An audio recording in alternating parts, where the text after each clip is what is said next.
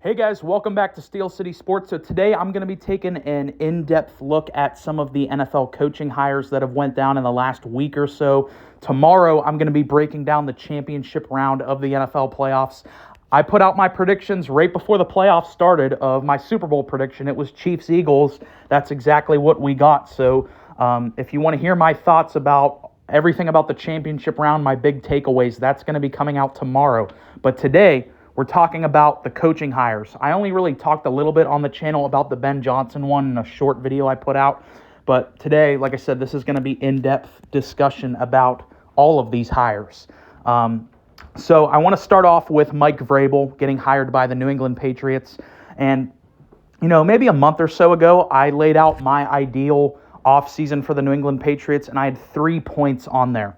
My first point, they've already done it. It was to fire Jerod Mayo to hire Mike Vrabel, which felt inevitable that they were going to do this. They were going to give Vrabel the job after they fired Jerod Mayo.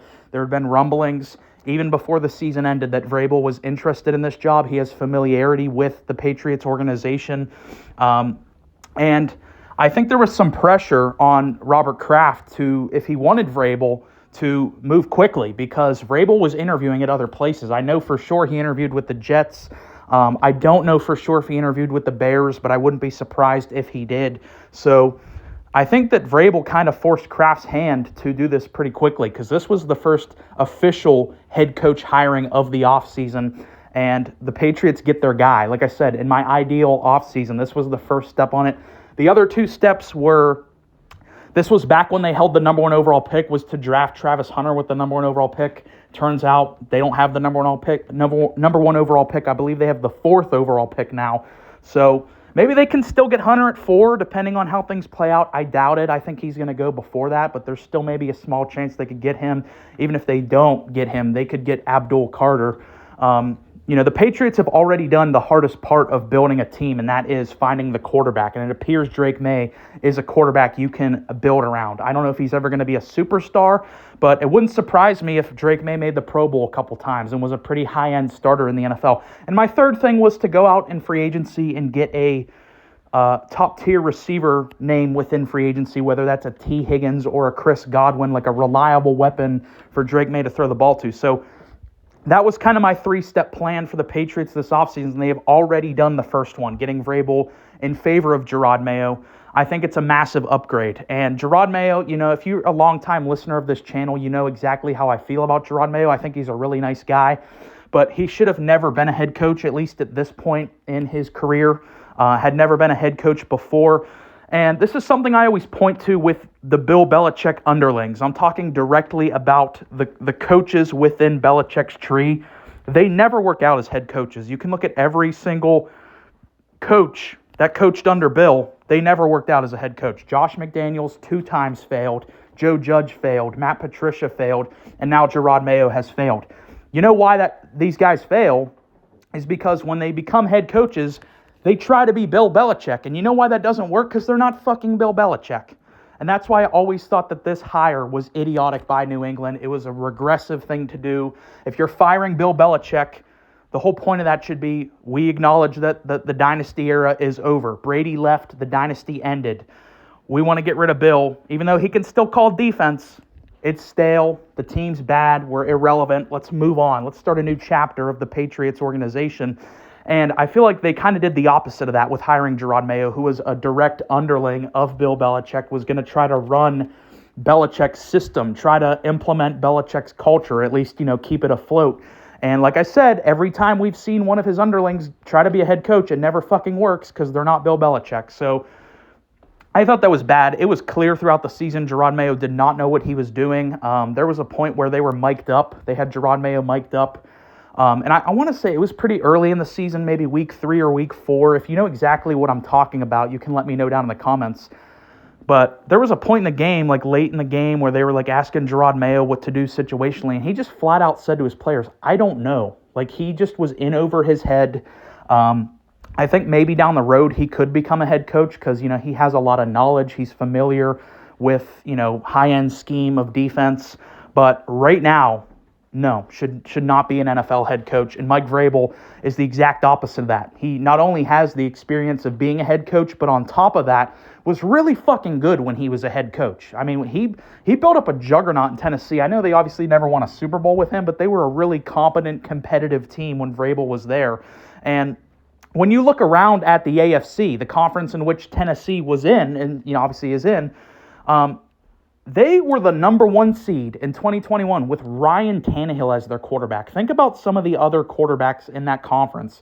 You got Patrick Mahomes, Josh Allen, Lamar Jackson, Joe Burrow, Justin Herbert. All of these guys were in the peak prime of their career. With all those guys going around and being awesome, Vrabel took Ryan Tannehill, of all people, and was the 1 seed in that conference with all those other sweet QBs. So I think that was a really impressive accomplishment. Also, a couple years before that, in 2019, had the Titans in the AFC Championship game, in which they had a lead on the Chiefs at halftime. So this guy knows what he's doing. He knows how to build a culture. He knows how to maximize talent. He's a proven commodity as a head coach. And he's not...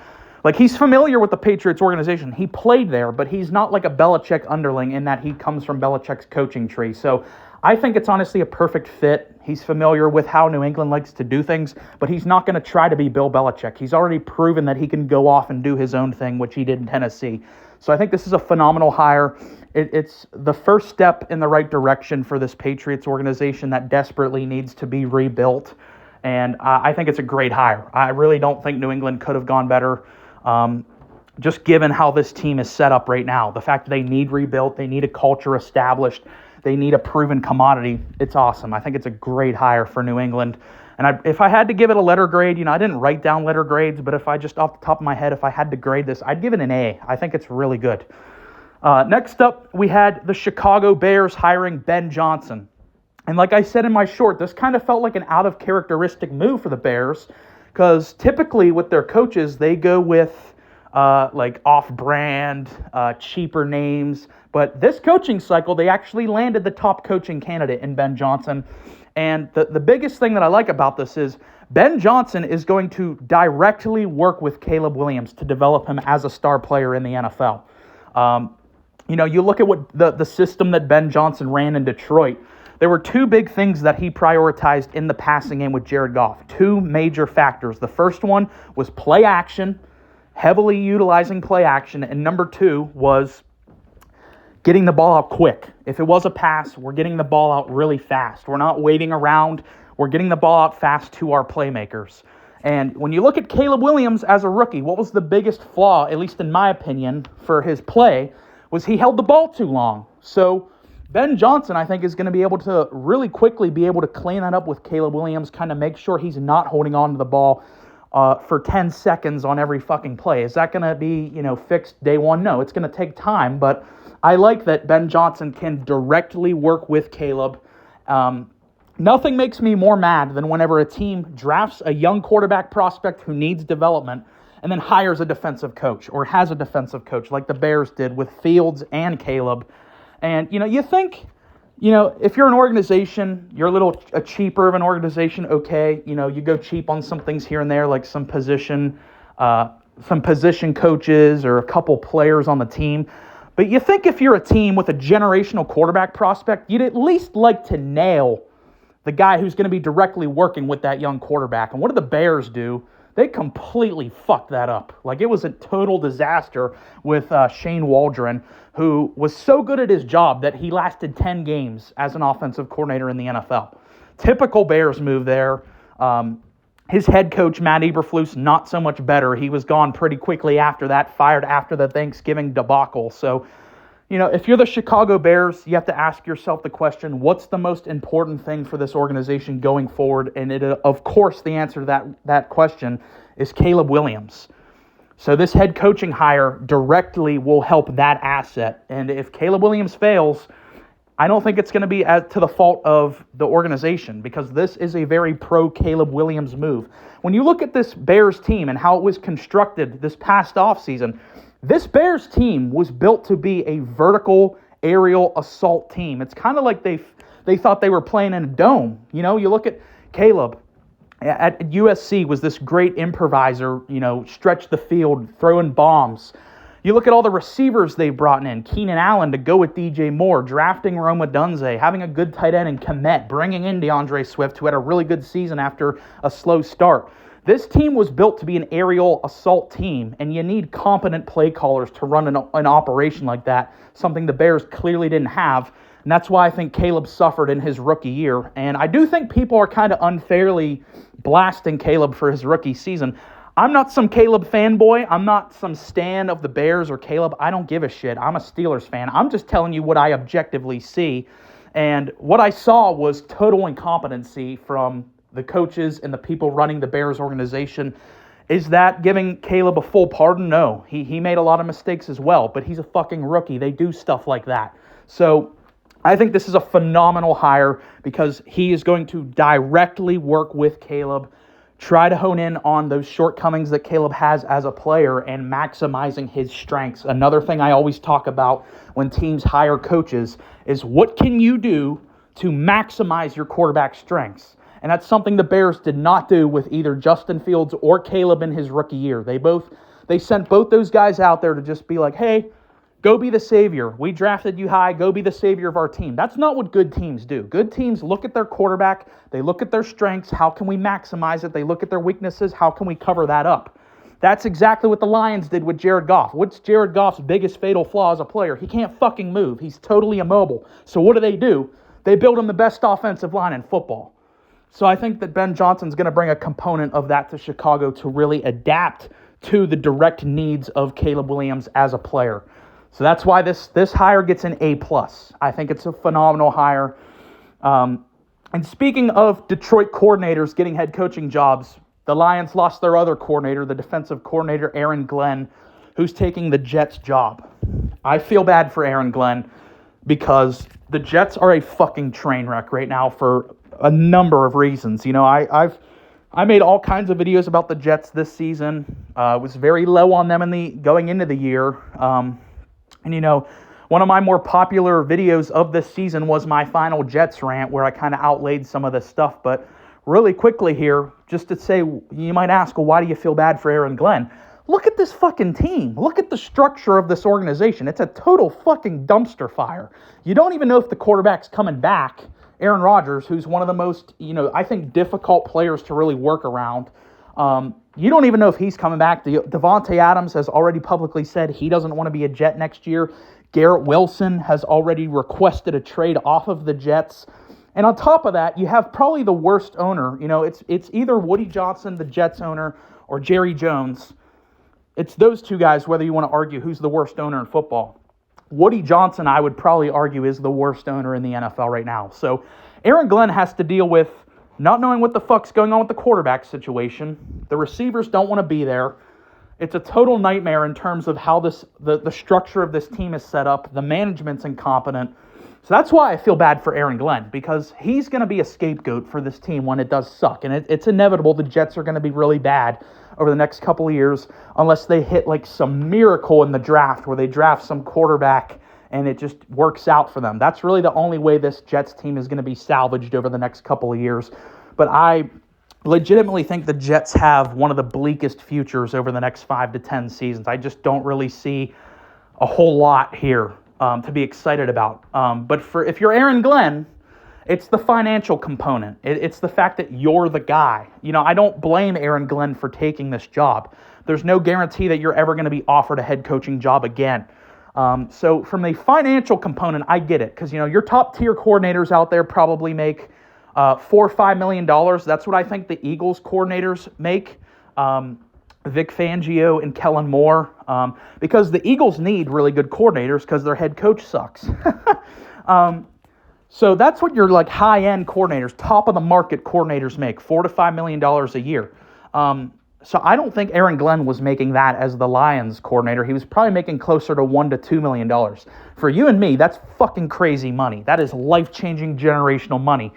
But relative to the coaching market, as soon as you become a head coach, you're making 8, 9, 10, 11, $12 million instantly. So if Aaron Glenn was making 2, now he's making 10, can you really blame him for taking the job? Absolutely not. I 100% get why Aaron Glenn took this job.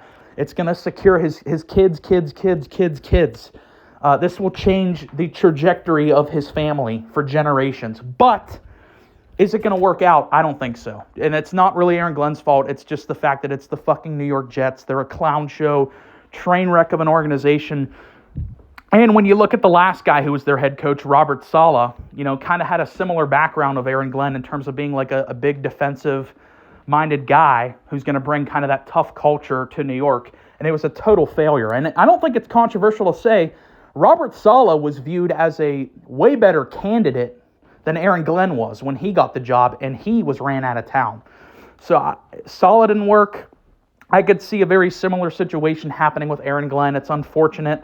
I'm going to give it a C just because I don't really know what to make of this. I don't think a first-time head coach, whether it would be Aaron Glenn, whether it be whoever, even if Ben Johnson or, anyone would go to this job and have success. I just think you are set up for failure when you're coaching this organization. That's all. So next up, we have Liam Cohen being hired as the Jacksonville Jaguars coach. And if you didn't follow this story, it's one of the most bizarre situations I've ever heard of, Tampa making him the highest paid coordinator in the history of the NFL. So, probably $5-6 million he signed. I don't know if he signed the deal or what, or if it was just offered. But he was going through back channels and being really sneaky. And there was a report that he told Tampa that, his kid was in the hospital and that's why he couldn't go talk to them. And then it comes out the next day he was in Jacksonville negotiating his contract. So who knows what to believe? I don't really want to get into all that because who the fuck knows what really happened behind closed doors. But just in terms of the hire, I don't really know what to make of it. It kind of, to me, feels a little bit like a desperation move on the part of Jacksonville. I don't claim to be some historian of Liam Cohen's career, but just looking off what he did last year with Tampa, yeah, it's really impressive. Like Baker Mayfield had an incredible under-the-radar season. I think Baker Mayfield could have kind of been like a dark horse MVP candidate when you just look at his numbers. So yeah, the offense he ran was really, really good. That was 1 year as the OC. It's kind of similar to what happened with Canales last year, where he was hired from Tampa to be Carolina's head coach. So if you're an offensive coordinator and you want to become a head coach, go to Tampa, because their last 2 years, their offensive coordinators have become head coaches the next year. So I find that kind of interesting that happened. I don't really know what to make of this. The only thing I can really point to is I do like that this is an offensive guy in Liam Cohen who can work directly with Trevor Lawrence, who, again, similar to what we just said about the Bears, when I said, what's the Bears' biggest worry going forward? It's Caleb Williams. What's the Jags' biggest thing? Trevor Lawrence. A lot of people saying he's a disappointment, but he's their most valuable asset right now. And we've seen Trevor Lawrence have success in the NFL. His second year in the league, he was really fucking good, won a playoff game. So if Liam Cohen's going to go there and be able to kind of resurrect that, build this Jaguars team up, this is going to be great. But who knows? I'm kind of more similar to how I felt about the Aaron Glenn thing with Jacksonville, where it's just a dysfunctional organization. It's not a very good roster. I don't really know what to make of this hire. The only reason why I think it might be a slight better than Aaron Glenn is because he's on offense. That's it. So I'm going to give it a C+. It's clear that Doug Peterson just wasn't working. His message was lost here. He was kind of the one who had to fall on the sword for the disappointment of this team. But I think the fatal flaw of the Jags is honestly just the construction of the roster is bad. And it's kind of like Trent Baalke, who was the Jags GM, who's since been fired. It's kind of like the way he built this team was, okay, Trevor, you're our savior. Go out there and make some magic, because the team's just not very good. It's not constructed well. I think Trevor Lawrence is a good quarterback, but I don't think he's good enough to carry a bad roster, and that's what the Jags kind of placed the expectations for him on, not only with how they built the team, but also with the contract they gave him. So I just don't know if Liam Cohen's going to be good enough to really overcome some of these big things working against him. So I'll give that hire a C+. Next up was kind of a shocker, and that is the Las Vegas Raiders hiring Pete Carroll. I believe Pete Carroll is 73 years old. So that's why, to me, this was surprising, because the biggest reason why Belichick, or at least that we heard, why Belichick didn't get a head coaching job in the NFL is he's too old. And whenever you hire a coach, it doesn't always work out this way, but when you hire a head coach, you're kind of hoping they'll be your coach for the next 5 to 10 years. So if I hire a 72, 73-year-old guy and I want them to be my coach for the next decade, there's a good chance it's probably not going to happen because they're old. So especially with a Raiders team, it'd be one thing if it was like the Cowboys that hired Pete Carroll. Even though I don't see them as a contender, they're a team with high expectations. It could be like, oh, we just need like a competent coach, so let's hire Pete Carroll. So I could see that kind of making more sense if he went to a team like Dallas. But to go to a team that needs a total top to bottom roster reboot, this team needs reset. They need to find a lot of players to fix this team. So to go out there and give Pete Carroll, a 73, 74-year-old guy, a 3-year contract to rebuild this team, it feels weird to me. And another thing that's weird about this is Pete Carroll is a defensive guy. His last couple years in Seattle, the defense sucked, particularly his final year in 2023, that the Seattle Seahawks defense was not good at all. So that told me that Carroll was an outdated, defensive-oriented guy. That's not a good recipe. That's not 2 words you want to be associated as an NFL head coach in 2025, is defensive and outdated. That really is a little worrisome to me. My only thing I can think of for, the rationale behind this hire is, if you're the Raiders, your thought process is, we've been a fucking joke for so long. We've jumped around through all these head coaches. It hasn't worked. So let's go out there and get like an established guy, a Super Bowl winning guy who can just get the train back on the tracks. And I think that's kind of reflected in the fact that they gave him a 3-year contract. They didn't give him a 5 or 6 year deal. They gave him a 3-year deal. And I think that really signifies that they just want Pete Carroll to go in there and kind of get their team in the right direction. So it doesn't really feel like a long-term play. I don't think Pete Carroll is going to be the Raiders coach for the next 10 years or even 5 years. But that's kind of my only thing I can use to rationalize this, is if they just want to get their organization on the right path. It's definitely an upgrade over Antonio Pierce, but I don't think that's saying a whole lot, because I think you or me could probably be better than Antonio Pierce. That hire never made sense either, because the whole reason they hired Antonio Pierce was, the players love him. Crosby wants him. Josh Jacobs loves him. Davante Adams wants him. And how'd that work out? Josh Jacobs didn't even come back to the team. Davante Adams quit on Antonio Pierce and requested a trade, and Max Crosby kind of hinted at a trade request as well. He said, if we don't make like major moves, I kind of want to go. So that's what happens whenever you try to do it like it's the NBA and you cater to your star players. It blows up in your fucking face. So that was bad. This move is an upgrade. I'm giving it a C, because I don't think it's going to be a very long thing. I don't think Pete Carroll... I like Pete Carroll. He's a Hall of Fame head coach, but at this point in his career, I just don't really know what he's going to do with a bottom 5 roster. I could be wrong. Maybe he's going to build it up, but I think the odds are against it. And that brings us to the final coach we're going to talk about today, and that is the Dallas Cowboys hiring Brian Schottenheimer to be their new head coach.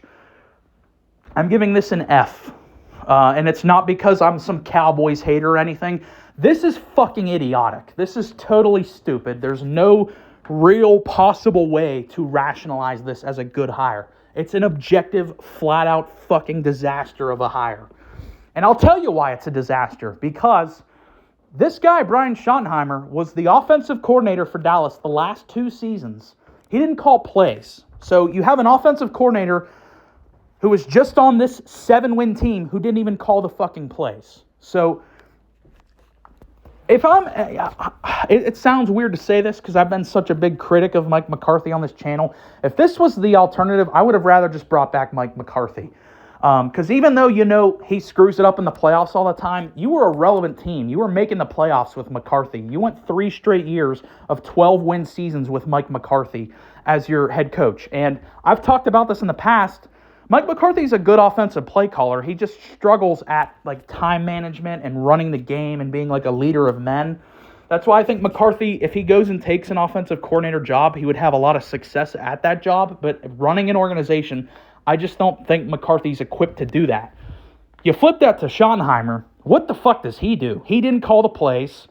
He was just kind of there. And if your whole rationale for getting rid of McCarthy is we're done with this, he was McCarthy's right-hand man these last 2 years. So any way you look at it, this is a total fucking dumpster fire of a hire. And I really think it just came down to the fact that Jerry Jones waited so long to make the decision on McCarthy. He waited so long to say, yeah, we're keeping him or no, we're not.